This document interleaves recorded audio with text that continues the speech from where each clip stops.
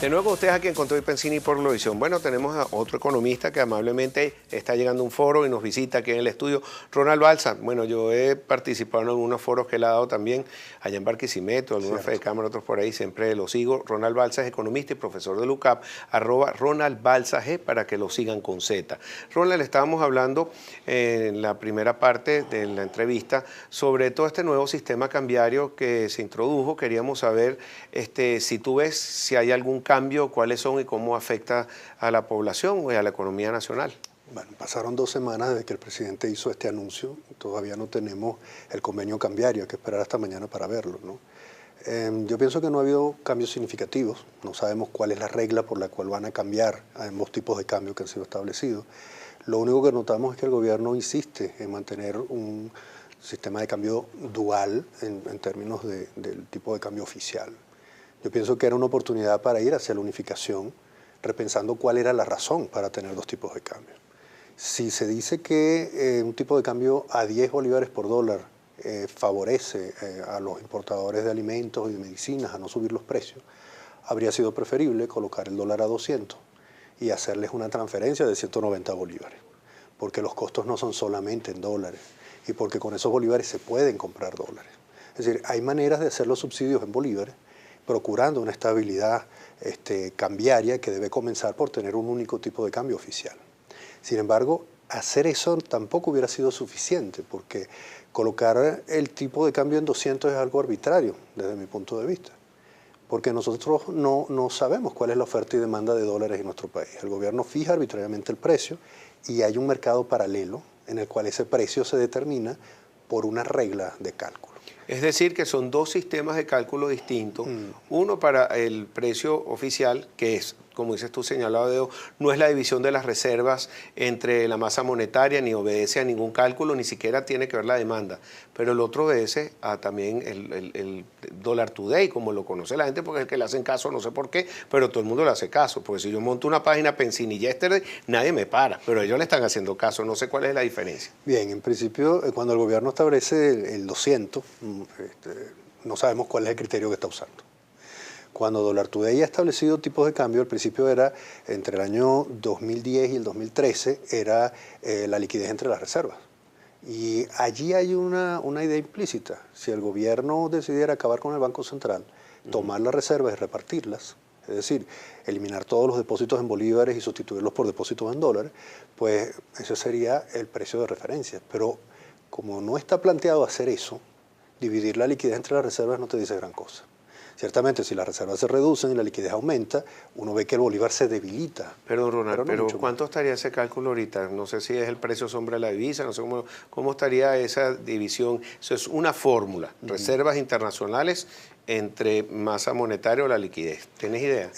Ahorita no la tengo exacta, pero recuerdo haber escuchado que estaba cerca de 300. O sea que se podría hacer un aproximado. Sí, si pero se decide liquidar todo, la reserva monetaria, entregarle a la gente bolívar por dólar, y eso es lo que quedaría. Pero eso no sería útil. En principio la dolarización nos causaría otro tipo de problema. Claro, es un ejercicio teórico. Exacto, pero fíjate tú que justamente el dólar Cúcuta acabó con esa posibilidad del ejercicio teórico, porque la liquidez dividida entre las reservas era lo que se usó hasta el año 2013.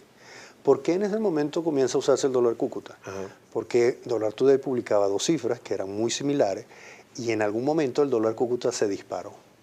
Y la población que estaba observando ese precio prefirió adoptar el mayor de los 2 precios. ¿Y eso por qué? Porque esa es una pregunta muy importante. Yo diría que muchos de los que participaban en esas transacciones pensaban que iban a pagar caro porque luego iban a vender caro también. Eso es una sobresimplificación del problema. Si uno ve cómo funcionan las casas de cambio en Cúcuta, hay un precio para la venta y otro para la compra, un precio en efectivo y otro precio en transferencia. Y nosotros vemos que aquí Dollar Today se adoptó como un único precio y era el de transferencia. Además, y ni siquiera un bid y un ask como en todas partes, precio de compra, no hay spread, sino que el máximo es para todo el mundo. Y es una única referencia porque Dollar Today no vende divisas, sino que es un marcador. Ahora, exactamente. ¿Cómo se hace ese marcador? Bueno, con unos cálculos indirectos que no tienen nada que ver con la oferta y demanda de dólares en nuestro país. Por ejemplo, se ve cuánto cuesta un bolívar en pesos y se ve cuánto costaría un dólar en pesos. Y con eso se hace un cálculo como si quien quisiera comprar dólares tiene que tuviera comprar que pesos pasar y cambiarlo a dólares. Y eso no tiene por qué ser así. Si lo vemos, el precio del dólar en pesos no depende para nada de la oferta y demanda de dólares en nuestro país, sino en Colombia. En cambio, el precio del bolívar en pesos sí depende de lo que pueda estar sucediendo en la frontera. Allí el hecho de que haya una economía subterránea, que haya precios controlados, que la demanda de bolívares no aumente por esos precios controlados al mismo ritmo que aumenta la oferta, ha ido generando un mercado que ha terminado siendo muy lucrativo para quienes puedan estar metidos en esa actividad, pero muy empobrecedor para el resto del país. Ronald, si el gobierno decía, bueno, ANTRA ha intentado demandar a Dollar Today, la primera demanda falló, no sé si creo que está en proceso de volverlo a demandar. Si desapareciera Dollar Today, ¿desaparecía el problema? ¿Cómo piensas tú como economista? Para nada, es que efectivamente, te pongo el caso, Macri eliminó el cepo y el dólar blue sigue siendo una referencia. Incluso en algunos casos el dólar oficial es más caro que el dólar blue. En otros casos se hace la comparación y se hace la pregunta, termina siendo como un termómetro de la efectividad de la política monetaria en términos de venta de reservas o incluso de tasas de interés. Es decir, eliminar Dollar Today como página, primero ha probado ser imposible en términos técnicos, ¿no? Y segundo es inútil, porque esa es una referencia observada por mucha gente. Es como decir, el Dow Jones, si yo lo elimino, no es que la bolsa va a subir o bajar en los Estados Unidos, ni es culpable de lo que sucede en Wall Street, ¿no? Exacto, pero la pregunta entonces es cómo influir sobre Dollar Today. Okay. ¿Qué harías tú como ministro si fueras ministro de Finanzas? Se ríe. Bien, lo que yo le recomendaría a un ministro, por ejemplo, sería algo como esto. O sea, el precio del bolívar tiene que subir en la frontera. Lo primero es reconocer que en la frontera hay un mercado de bolívares.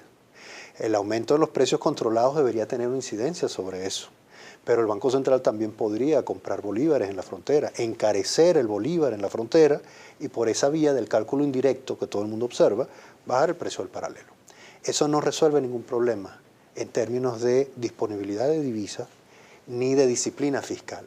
Si no se hace eso, bajar el precio que todo el mundo observa puede dar eso que llaman una tranquilidad temporal, para ponerlo en estos términos.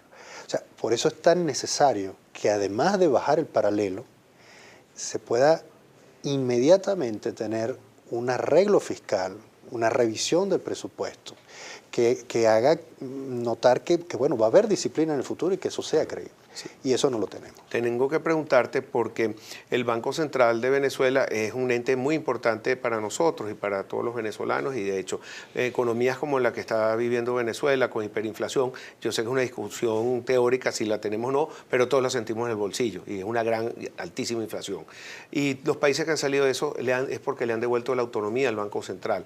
Pero la última ley del Banco Central que se aprobó en diciembre por la habilitante, aunque se publicó en enero y está cuestionada, le quita cualquier tipo de poder. No pueden, ni siquiera tienen el deber de publicar cifras, pueden poner un corralito, pueden expropiar, entre otras cosas. ¿Cómo ves tú esta nueva ley del Banco Central? Si nos ayuda, no nos ayuda, sería bueno que volviera a tener su autonomía el Banco Central para ayudar a bajar ese paralelo. Bueno, en primer lugar, con respecto a lo de la hiperinflación, yo siempre temo el uso del término porque la solución a las hiperinflaciones en muchos países se atribuye a medidas de shock. O sea, medidas que son el levantamiento súbito de controles, recortes inmediatos de gasto, y eso resta posibilidades de tomar medidas de protección a la población. Yo sí pienso que es una inflación muy severa y que sin autonomía del Banco Central y sin disciplina fiscal es imposible de corregir. La Asamblea acaba de reformar nuevamente esa ley. Todavía es una reforma muy parcial que no toca temas como las reservas excedentarias y el Fonden de un modo explícito. Eso queda para más adelante. ¿Pero qué reformó la Asamblea? La forma de nombrar al directorio, por ejemplo. Y eso da, y la posibilidad de pedirle al directorio que rinda cuenta de sus actividades, que es algo que en la ley anterior se había eliminado. Y también el tema de la provisión de información pública, que es algo esencial. Se reitera que el Banco Central no puede hacer financiamiento monetario de déficit fiscal. Y eso pasa a ser algo muy importante. Pero resulta que todo lo que el gobierno está haciendo en este momento lo hace sin haber reconocido esa reforma de la ley que tenemos actualmente y en un estado de excepción, en el que se escuda para no rendir cuentas y para poder hacer requerimientos a la actividad privada en condiciones que todavía no conocemos. Eso lo que hace es empeorar la situación en la que actualmente estamos. Ronald, tenemos que ir a una pausa. Al regreso vamos a compartir con tu colega Víctor a ver puntos en común y no común sobre esta situación económica que vive Venezuela. Ronald Balsa, economista y profesor del UCAP, @RonaldBalsaG, para que lo sigan en Twitter.